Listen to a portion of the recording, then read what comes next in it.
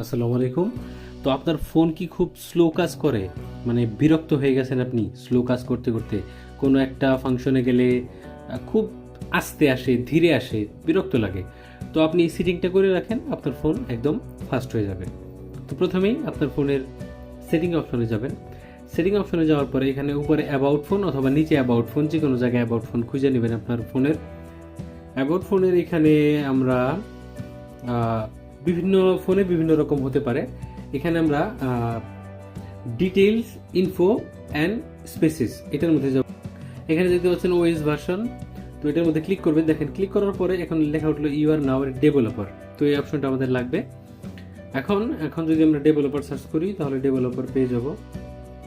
এখানে সার্চ করলাম developer option, পেয়ে গেলাম ডেভেলপার অপশন। তো নিচের দিকে যাব আমরা।